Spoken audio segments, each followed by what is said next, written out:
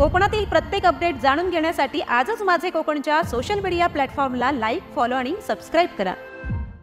उमेदवार जर एकदा निवडून आलाय तो फक्त निवडणुकीच्या वेळेला लोकांच्या समोर जाणारा नसावा असला पाहिजे. उमेदवार सातत्याने लोकांच्या संपर्कात असलेला असावा पाहिजे.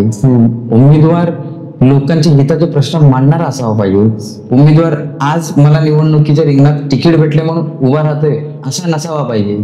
धरणे आंदोलन असू दे, रस्त्यावर बसणे असू दे, मला जिथं जिथं लोकांचे प्रश्न सुटणार नाही तिथं तिथं मला हे करायला लागणार आणि मी पुढेही करणार. जो मॅनिफेस्टो मध्ये जे 5-6 पॉईंट इम्पॉर्टंट काढले त्याच्यामध्ये आम्ही पहिला ड्रेनेज घेतलाय, दुसरा रस्त्याचा घेतलाय, तिसरा आम्हाला तिकडं स्ट्रीट लाईट पाहिजे जे सोलारवर चालतील. पण घरपट्टीवरती शिक्षण आकार म्हणून आपल्याकडे पैसे वसूल केले जातात. त्याचा वापर काय होतो मला अजून नाही माहिती. नमस्कार, माझं कोकणच्या विशेष कार्यक्रमामध्ये तुमचं सर्वांचं स्वागत आहे. कार्यक्रमाचं नाव आहे निवडणुकीची रणधुमाळी. चिपळूणच्या सार्वत्रिक निवडणुकीच्या रिंगणामध्ये अनेक तरुण आहेत, अनेक दिग्गज आहेत, युती आहे, आघाडी आहे, अनेक नेते आहेत. या नेत्यांसमोर चॅलेंजिंग ठरणारे काही तरुण उमेदवार आहेत. यापैकी एक तरुण उमेदवार आज आपल्या सोबत आहे. नाव आहे साजिद सुरगुरो, पक्ष आहे काँग्रेस. साजिद, स्वागत आहे माझं कोकणच्या स्टुडिओमध्ये. काय सांगाल, आत्ताची ही जी संधी मिळालेली आहे ही कुठल्या बॅकग्राऊंडवर संधी मिळालेली आहे? कारण कोणत्याही पक्षातून संधी मिळताना एक पॉलिटिकल बॅकग्राऊंड लागतं, एक सामाजिक बॅकग्राऊंड लागतं, नागरिकांमधून नाव चर्चेत यायला लागतं. आम्हाला असं कळलं की तुमचं नाव स्वतः सांगण्यापेक्षा नागरिकांनी सुचवलेलं आहे. काय सांगाल? सर, प्रथम मी माझे कोकण या चॅनलचं आभार व्यक्त करतो की नवीन जनरेशनला पुढे आणण्याचा प्रयत्न हा माझ्या कोकणच्या माध्यमातून सातत्याने होतोय आणि आज मला संधी देऊन परत ते साध्य तुम्ही केले म्हणून मी परत एकदा आभार व्यक्त करतो. मूळ मुद्दा असा आहे साहेब, मी 5.5 वर्ष जास्त मी सोशल ऍक्टिव्हिटीज मध्ये आहे. मी सातत्याने पाणी पुरवठ्याचा विषय असू दे, रस्त्याचा असू दे, ब्रिजचा असू दे, लाईट बिल असू दे, फायनान्स रिगार्डिंग लोकांचे प्रश्न असू दे, पोलीस स्टेशन असू दे, रात्री अपरात्री जेव्हा कधी मला फोन आला की माझा नंबर हा टोल फ्री सारखा झालेला आहे. लोकांनी मला फोन लावला की मी तिथं पोहोचणारच आणि ते माझं कर्तव्य आहे. हे मी कर्तव्य समजून सातत्याने त्यांच्या संपर्कात राहून 3.5-4 वर्ष 5 वर्ष हे काम करत आहे. म्हणून लोकांनी माझं नाव सुचवलं आणि म्हणून मला पक्षाने ती संधी दिली. महाविकास आघाडीमध्ये काही दिवसांपूर्वी पक्ष होता, आता काँग्रेस पक्ष एकाकी पडलेला आहे. एकाकी पडलाय की एकटा उभं राहण्याची ताकद आहे? मूळ मुद्दा असा आहे की कुठल्याही पक्षाला आपली ताकद सिद्ध करायला लागते. हे तुम्हालाही माहिती आहे. ताकद सिद्ध करत असताना त्याला आपले कार्यकर्ते पण तयार करायला लागतात. जोपर्यंत पक्षाची ताकद म्हणजेच कार्यकर्ता तयार होत नाही तोपर्यंत पक्ष तयार होत नाही. म्हणूनच पक्ष आपली ताकद तयार करते. येणाऱ्या पुढच्या आव्हानाला पुढे जाण्यासाठी, पुढे युवकांना किंवा जनरेशनला पुढे नेण्यासाठी पक्ष खंबीर उभा आहे आणि त्याच पद्धतीने तयारीला आहे. राजकीय वर्तुळामध्ये महाविकास आघाडीमध्ये काँग्रेसने जावं किंवा काँग्रेसने सोबत यावं अशी वरिष्ठांची इच्छा होती. मात्र काँग्रेस एकला चलो रेची भूमिका घेतली, त्याच्यामधून तुम्हाला संधी मिळाली. तुमच्या वॉर्ड नंबर 2 मधून तुमच्या प्रभागाची रचना कशी आहे? म्हणजे कोणकोणत्या वाड्या, कोणकोणता एरिया तुमच्या वॉर्डमध्ये येतो? आमच्याकडे कसं आहे, गोलकोट रोड हा किमान गोलकोट आणि गोलकोट हा कॉमन भाग आहे. ह्याच्यामध्ये 2649 आसपास मतदार आहेत. त्याच्यामध्ये 2649 त्याच्यामध्ये ढवळ नका आहे, घारेवाडी आहे, चोगले मोल्ला आहे, खतीब मोल्ला आहे, त्यानंतर गोलको रोड आहे. आणि गोलकोट हे सर्व गावखेड्यातनं आलेली जेवढी लोक आहेत ती एकत्र येऊन बसलेला गोलकोट रोड आहे. गोवळ म्हणजे सगळ्यांनी जमा होऊन एका जागेवर आलेला गोवळकोट रोड आणि अत्यंत छान लोक आहेत आणि चांगली लोक आहेत. ते मिळूनच आमची वाडी, कुटुंब सगळं गोवळकोट रोड तोच प्रभाग आहे. प्रभागामध्ये आपण जेव्हा काम करतो आतापर्यंत जी लोकाभिमुख जी कामं केलेली आहेत, सामाजिक कामं केलेली आहेत, महापुरामध्ये काम केलेली आहेत, कोविड काळामध्ये काम केलेले आहेत, जेव्हा नगरसेवक पदासाठी इच्छुक म्हणून तुम्ही पुढे आलात, नागरिकांकडनं कसा फीडबॅक मिळाला? साहेब, मी जर राजकीय पिंड माझा नाही. मूळ मुद्दा, मी राजकीय बॅकग्राऊंड मधनं येत नाही. पण मला एक गोष्ट समजली की लोक भावनिक होतात. लोकांच्या आता लोक बोलतात की राजकारण आलं की लोक विचार करत नाही. पण नाही साहेब, मी हा प्रश्न फोडून काढेन. लोक विचार करतात. लोक माझ्या प्रती एवढे म्हणजे प्रेमळ किंवा एवढे आदर माझ्या ज्या एज मध्ये आहे, मी ज्या वयात आहे त्या वयात हे कमी लोकांमध्ये भेटतं. ती मला माझ्या लोकांनी दिलं. आजच्या ह्या जनरेशन मध्ये मी 29 इयर्सचा आहे, 29 वर्षाचा आहे. पण 29 वर्षात एवढी माझ्यापेक्षा 2 पटीने किंवा 3 पटीने वयाने असणारी लोक मला समोर बोलवतात आणि मला विचारतात, साजिद भाई, मी म्हणजे हा जो रिस्पेक्ट देण्याचा जो भाग आहे हा आपल्या कोकण भाषेत आहेच, पण एखाद्या लहान तरुणाला पुढं हो तू आमचा मुलगा आहेस, माझं ना रक्ताचं नातं कुणाकडं, तरी सुद्धा लोक काय बोलतात, तू माझाच मुलगा, तू माझाच भाव, तू माझ्याच घरातला मुलगा, तूच पुढे गेला पाहिजेस, ही आमची इच्छा. एखाद्या नगरपालिकेचे एखादं काम असेल जे नागरिकांना भेडसावत असलेली समस्या असेल, प्रामुख्याने तुम्ही नागरिकांना घेऊन नगरपालिकेवर धडक देत असता, नगरपालिकेच्या अधिकाऱ्यांसमोर जाऊन मांडी घालून बसता, तिथून उठत नाही, का असा हट्टीपणा का असतो? साहेब काय आहे की कधीतरी असं करावं लागतं. माझा काय मूळ मुद्दा काय आहे की प्रशासकीय कारभारात जो बसलेला चेअरवरती अधिकारी असतो त्याचं काम काय असतं की लोकांना आलेले प्रश्न सोडवणे, आणि तेच काम जेव्हा आमच्याकडे येतं तेव्हा आम्ही पण तेच प्रयत्न करतो. एखाद्या नागरिकासोबत म्हणजे त्याचा बिहेवियर जेव्हा मिसबिहेवियर होतो तेव्हा आपल्याला तो प्रश्न सोडवण्याची ताकद असली पाहिजे. जेव्हा आम्ही एकदा प्रश्नाचा मार्ग विचारतो ते उत्तर देत नाही, मग दुसऱ्यांदा सांगलो की नाही करत, मग त्यांना जेव्हा सातत्याने प्रश्नाचे असलेला निवारण करायला सांगतो तेव्हा ते करत नाही, त्यामुळे आम्हाला तो पर्याय घ्यायला लागतो.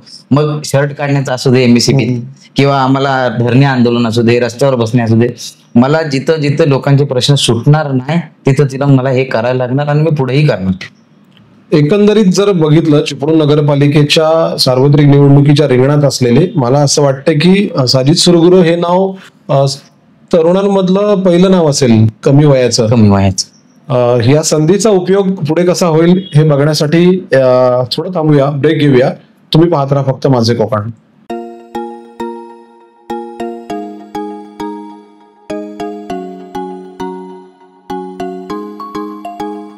माझं कोकणच्या कार्यक्रमामध्ये पुन्हा एकदा तुम्हा सर्वांचं स्वागत आहे. आपल्या बरोबर आहेत साजिद सुरगुरू, जे काँग्रेसचे उमेदवार आहेत, आणि आपल्या बरोबर आता वॉर्ड नंतर शहराचा विकास याबद्दल आपल्या बरोबर आता चर्चा करणार आहेत. आपला जो गोळकोटचा वॉर्ड आहे, वॉर्ड नंबर 2, त्याच्यामध्ये कोणकोणत्या समस्या भेडसावतात आणि त्या समस्यांसाठी तुमच्या डोक्यामध्ये काय कल्पना आहेत की तुम्ही नगरपालिकेमध्ये गेल्यानंतर काय काय तिथे सुधारणा व्हायला हवी? पहिली गोष्ट तरी मी गोलकोट रोड हा भाग घेतोयच, पण त्याच्यामध्ये ना आपल्या चिपळूण सिटीमध्ये ड्रेनेज सिस्टम हा सगळ्यात मोठा विषय आहे, आणि त्याचाच मोठा पार्ट हा गोलकोट रोडला पडतो. आपल्या ह्या भागामध्ये सर अपार्टमेंट सिस्टम आहे, आणि अपार्टमेंट सिस्टम मध्ये काय होतं की ड्रेनेज सिस्टम प्रॉपर नसल्यामुळे ह्या सगळ्या जी फेसेस म्हणजे रस्ता खराब होणे, किंवा आमच्या घरात पाणी घुसणे, किंवा संडासच्या ज्या टाक्या आहेत ते फुल होणे, ह्या सगळ्या समस्याला आम्हाला पुढे जायला लागतोय. ऍक्च्युअल बेसिक मुद्दा काय की ड्रेनेज हा पॉइंट सगळ्यात मोठा महत्वाचा आहे की ड्रेनेज हा सिस्टम प्रॉपर झाला पाहिजे. तर त्या ड्रेनेज जेव्हा होईल तेव्हा रस्ता होईल, तो रस्ता झाला की मग पाईपलाईन सगळ्यांच्या घराजवळ जाईल. आज पाईपलाईनची अवस्था अशी आहे नलांची की गटारातनं पाणी जातं जाईल, आणि ही दुरवस्था आहे, आणि लोकांना ती समस्या समोर जावी लागते आणि ती घेतलं. मी कुणालाच इथं सांगणार की 10 वर्षात काय काम झालं, कुणी केलं, काय करतील मला नाही माहिती, पण भविष्यात या सगळ्या समस्याला मी पुढे जाणार आणि मी त्याचं निवारण करण्याचा प्रयत्न करणार. आणखीन कोणत्या समस्या वाटतात वॉर्डमध्ये? कारण तो जो भाग आहे तो शहरापासून थोडासा लांबचा भाग आहे, 3 किलोमीटर थोडासा अंतरावरचा भाग आहे. त्याच्यामध्ये आम्ही काय करणार आहे साहेब, आम्ही जो मॅनिफेस्टो मध्ये जे 5-6 पॉईंट इम्पॉर्टंट काढले त्याच्यामध्ये आम्ही पहिला ड्रेनेज घेतलाय, दुसरा रस्त्याचा घेतलाय, तिसरा आम्हाला तिकडं स्ट्रीट लाईट पाहिजे जे सोलारवर चालतील. कारण का जेव्हा काळोख होतो, लाईट जाते, तेव्हा अंधारात आम्हाला सगळ्यांना राहायला लागते. लोकांच्या इकडे तिकडं बसी जी आहे त्यामुळे त्या भागात स्ट्रीट लाईटची इम्पॉर्टन्स आहे. मला वाटतं शहरातला लाईट गेल्यानंतर सर्वात आधी लाईट गोळकोट आणि उशिरा गोळकोट. मग त्यानंतर त्यामुळे ती समस्या आम्हाला फेस करायला लागते. दुसरा त्याच्यामध्ये आम्ही काय केलंय की CCTV पाहिजे. इन्सिडेंट होत आहे, चोरी होते, कोण आत्महत्या करतोय, कोण काय करतोय, त्याच्यासाठी CCTV हे कव्हरेजसाठी महत्वाचा आता मुद्दा आहे, हे पण घेतला पाहिजे. त्याच्यामध्ये अजून आम्ही ऍडिशनल काय करतो की पाणी पुरवठा सुरळीत कसा होईल, डोर टू डोर. आता कसं 4 माळ्यावरती जेव्हा पाणी सुटतो तर त्या पाण्यामध्ये काय होते की कुठल्या कुठल्या मजल्यावर पाणी चढत नाही, म्हणून आम्ही काय करतो प्रत्येक घराला गेला पाहिजे पाणी नल टू नल. जर डोर टू डोर दिलाय ना आपण नल कनेक्शन, तर भविष्यात रेव्हेन्यू पण आपल्या नगरपालिकेला जमा होईल आणि लोकांना पण त्याचा फायदा होईल. आणि त्याच्यामध्ये अजून आम्ही ऍडिशनल काय करतो की इंडोर गेमसाठी आमच्या पोरांना प्लेग्राऊंड तिथं पाहिजे, म्हणजे इंडोर गेम्स झाले पाहिजे, स्पोर्ट ऍक्टिव्हिटीज झाले पाहिजेत, जेणेकरून लोकांचं वळण स्पोर्ट जवळ होईल आणि बाकी दुसऱ्या कुठल्या भागात जाणार.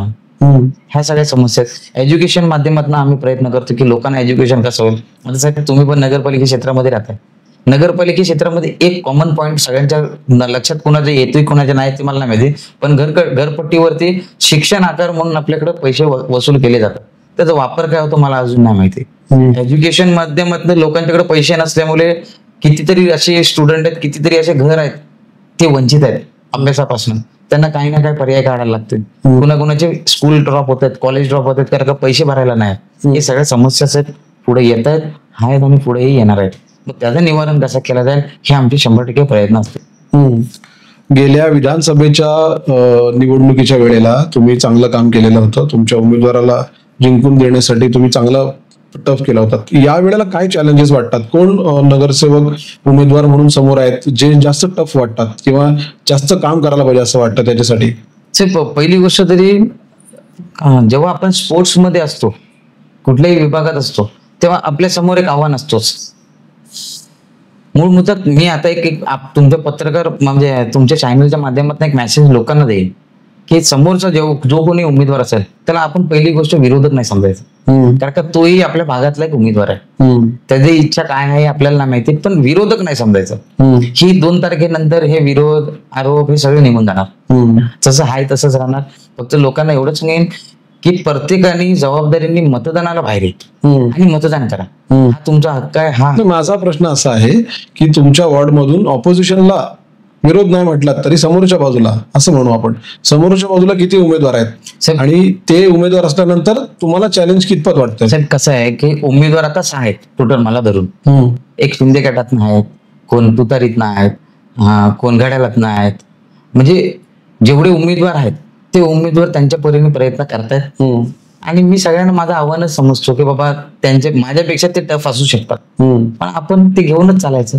जोपर्यंत 3 तारखेचा निकाल होत नाही तोपर्यंत कोण वर आणि कोण खाली हे समजत नसेल.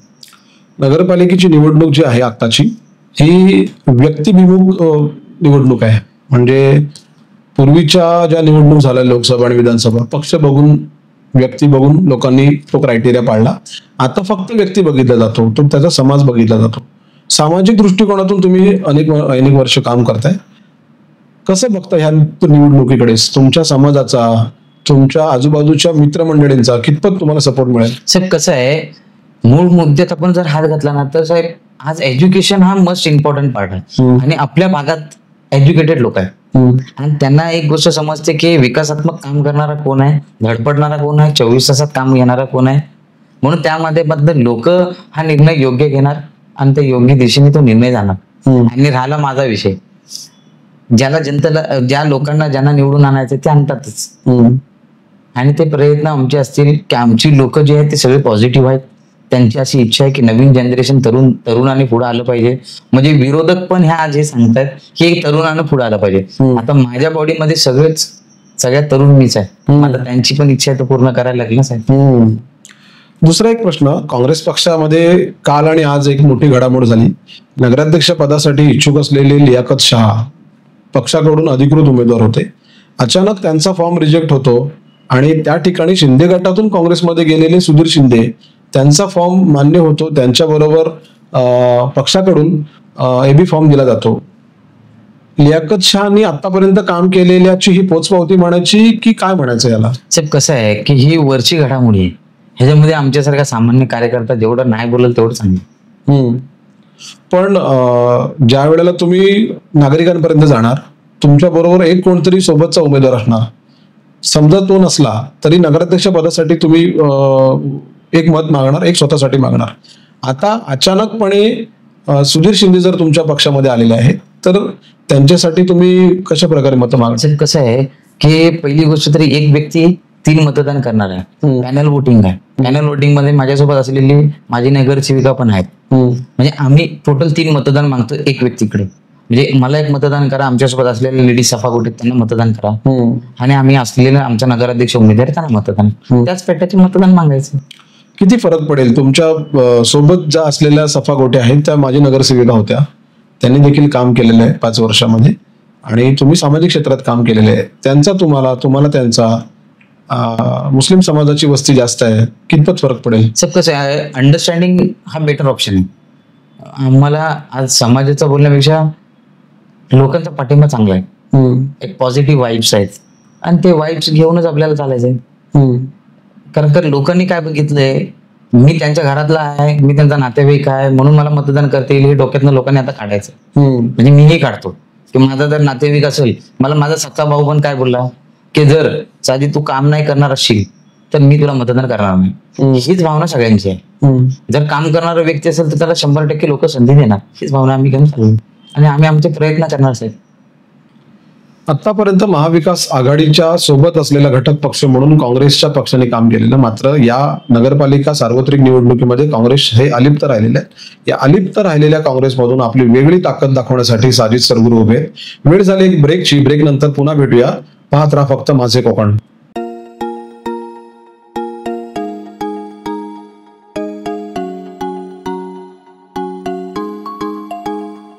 ब्रेक नंतर पुन्हा एकदा स्वागत आहे. निवडणुकीची रणधुमाळी कार्यक्रम आहे. याच्यामध्ये साजिद सरगुरू आहेत सोबत.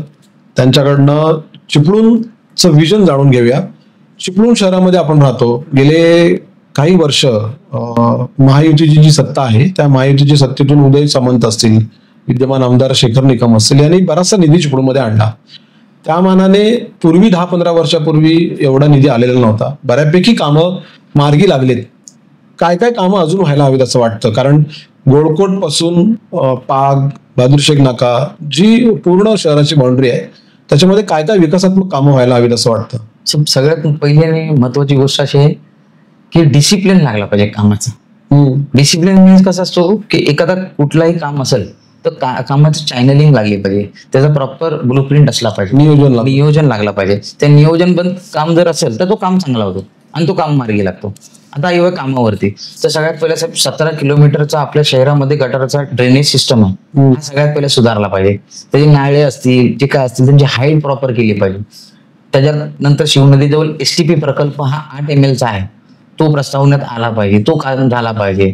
त्यानंतर आता ग्रॅव्हिटी योजना चालली आहे. त्या ग्रॅव्हिटी योजनेत काय चाललंय साहेब, मेन जो डांबरीकरणचा जो रस्ता आहे तो खोदून पाईप टाकले जात आहे. तो रस्त्याचं काम प्रॉपर केलं पाहिजे. तुम्ही खोदताय बरोबर आहे, काम झालं पण पाहिजे. आमची मानसिकता ती आहे की लोकांपर्यंत पाणी पोहोचलं पाहिजे, पण त्या रस्त्याचं पण काम झालं पाहिजे. त्याच्या बाजूला असलेले जे गटार आहे त्यांचं काम झालं पाहिजे. साहेब एखादा बिल्डर जेव्हा नवीन बिल्डिंग बांधतोय तर त्याला परमिशन द्या, तुम्ही परमिशन नाकारू नको, पण त्यांनी प्रॉपर पार्किंग केली पाहिजे, त्यांनी प्रॉपर तिथं आउटलेट्स ठेवले पाहिजेत. साहेब आज आपलं चिपळूण शहर दुसऱ्या शहरांपेक्षा म्हणजे जेवढं आपण कमी बोलू तेवढं कमी आहे. एवढा चांगला नाही, एवढा शांत सिटी कुठलीच नाही जेवढी मी बघितली. मी फिरलो पण मला चिपळूण सारखा सिटी आपली दुसरीकडे कुठे दिसलीच नाही. संयम आहे लोकांच्यात, लोक प्रेमळ आहेत. ह्याचा अर्थ असा नाही की काम न होणार. दुसरा प्लेग्राऊंड सुधारले पाहिजेत. आज बघतो की शिव आपला पाऊन त्याला एवढा चांगला प्लेग्राऊंड पण अवस्था तशीच. भाजी मंडळी प्लेग्राऊंड पवन तलावचे मैदान आहे ते प्रस्तावित आहे. कंपाऊंडीचं काम झालेलं आहे. पुढे पिच वगैरे शेखर निकम आमदारांच्या वतीने होणार आहे. दुसरं साहेब त्याच्यामध्ये अजून दुसरं काय करता येईल आपल्याला की भाजी मंडळी तशीच पडून आहे. ते पण पैसे साहेब लोकांचेच लागले आहेत ना, ते प्रश्न कोण सोडवणार? साहेब मटन मार्केट तसंच आहे सर, ते भाजी मंडळी तसंच आहे. आज रस्त्यावरती भाजीवाले बसतायत, त्यांचा दोष नाही आहे साहेब, मी त्यांना दोषी नाही ठरवत. दोषी कोण मग? जर भाजी मंडळी झाली असती तर त्यांना झाला असता. आज साहेब सगळ्यात आणि अत्यंत महत्वाचा विषय काय की नगरपालिका जेव्हा स्थापित होती तेव्हा नगरपालिकेने कोंडवाडा केला पाहिजे. तो कोंडवाडा नाही म्हणून ही जी म्हणजे जनावरं वरती रस्त्यावर फिरतात, लोकांचे ऍक्सिडेंट होत आहेत, जे कोण आपण त्या वादाला पुढे जातोय, हे सगळे प्रश्न सुटतील. साहेब समस्या भरपूर आहेत, निवारण अजून दिसत नाही. त्याच्यावरती जर काम केलं, प्लॅनिंग असेल तर प्रॉपर काम होईल, नियोजन असेल तर प्रॉपर काम होईल. हे सगळी गोष्टी केली पाहिजे. शहरामध्ये तसं बघायला गेलं तर वाहतूक कोंडीची एक मोठी समस्या आहे. बाजारामध्ये एखाद्याला 4 व्हीलर घेऊन जायचं असेल तर त्याला 1 किलोमीटर आधीच ती गाडी पार्क करावी लागते. काय याच्यावर उपाययोजना होऊ शकते? ह्याच्यामध्ये जर उपाययोजना करायची असेल तर आपण आज मार्केटची सिच्युएशन बघितली तर रुंदीकरण करू शकत नाही. लोकांची दुकान आहेत, पार्किंग मार्केटच्या दुसऱ्या बाजूला त्याला पार्किंग स्पॉट बनवू शकतोय. आता गुहागर नाक्यावरचा जो पार्किंग स्पॉट बनवलेला आहे त्याचा उपयोग मला तरी नाही समजत अजून काय आहे. तो असाच बनवलेला की काय, पण पार्किंग स्पॉट दुसऱ्याकडे बनवून त्याला नियोजन करू शकतो आपण, ते केला पाहिजे. पार्किंग स्पॉट वेगवेगळ्या जागेवर बनवले आहेत. 1 किलोमीटरच्या अंतरावर 2 पार्किंग स्पॉट असले तर मार्केटमध्ये रहदारी जास्त होईल. जुना स्टँड बघा आपलं कसं आहे, नवी स्टँड तसंच आहे. मी आरोप नाही कोणावर करत आहे, पण महत्वाचा मुद्दा की डेव्हलपमेंटच्या रिगार्डिंग जर तुम्ही चाललात तर सिटी डेव्हलप होईल. आज रेव्हेन्यू सगळी देता येत सर, मग त्या रेव्हेन्यूचा वापर का नाही होत? 25% किमान रेव्हेन्यूचा जर वापर जर चिपळूण सिटीसाठी झाला, जेवढा कलेक्ट होतोय, तर त्या रेव्हेन्यू मधनच सिटी डेव्हलप होईल. नगरपालिकेचा एकूण इन्कम वाढायला हवा, तर त्यासाठी घरपट्टी एक सोर्स आहे. दुसरं जे बाजारपेठेतले व्यापारी आहेत किंवा छोटे व्यावसायिक आहेत त्यांच्याकडून पावती पडली जाते. अजून असं काय करता येईल की नगरपालिकेचा इन्कम वाढेल, जेणेकरून तो पैसा नागरिकांच्या सुविधेसाठी वापरता येईल? नगरपालिकेकडं उपयोजना भरपूर काय आहेत, त्यांची प्रिव्हिजन्स आहेत. काय होते सर, रेव्हेन्यू कलेक्ट करतात, पण त्यांचा जो फंड यूज करायसाठी आहे किंवा वापर करण्यासाठी आहे, ते त्यांना कितपत हात सोडला जातोय हे माहिती नाही. आता प्लेग्राऊंड असतील, तुमच्याकडे गार्डन असतील किंवा इंडोर गेम्स असतील, स्पोर्ट ऍक्टिव्हिटीज असतील. आता आजच्या ह्या नवीन जनरेशनला काय पाहिजे, स्पोर्ट्स हा मॅटर करतो. तुम्ही गव्हर्नमेंट शाळा आहेत, सिटीमध्ये जर गव्हर्नमेंट शाळा आहेत आणि तुम्ही बोलता ते जिल्हा परिषदचा आहे, मग सिटीमध्ये जर शाळा आहेत मग त्याचा फंड कोण, जिल्हा परिषद आले देणार? नगरपालिकेने थोडं लक्ष टाकला पाहिजे. हे सगळे सर प्रश्न आहेत. एज्युकेशन मध्ये मधनं तुम्ही फंड इरेज घेताय, घरपट्टीतनं वसूल करताय, कर वसूल करताय, मग तो फंड तुम्ही का नाही वापरत? हा पडलेला प्रश्न आहे. कदाचित हे प्रश्न सगळ्यांना पडत असतील, पण ते विचारत कोण नाही. मला रेव्हेन्यू कलेक्ट कसा करता येईल, हे सगळं काय मुद्दे जे आहेत हे काढता येतात, हे करता येतात, समस्या हल होते. मटन मार्केट आहे, मच्छी मार्केट आहे, भाजी मंडळी आहे, बस स्टँडच्या बाजूला नवीन स्टॉल लोकांना देता येतील, चौपाटी बांधता येईल, हे सगळे रेव्हेन्यूचेच भाग आहेत. पण ह्यांनी केलं पाहिजे. अनेकांचे दृष्टिकोन हे नगरपालिकेच्या विकासात्मक कामासाठी असतात, काही जणांचे ते नगरपालिकेचा इन्कम वाढावा यासाठी असतात. वेळ झालेली पुन्हा एकदा ब्रेकची. तुम्ही पाहत राहा फक्त माझे कोकण.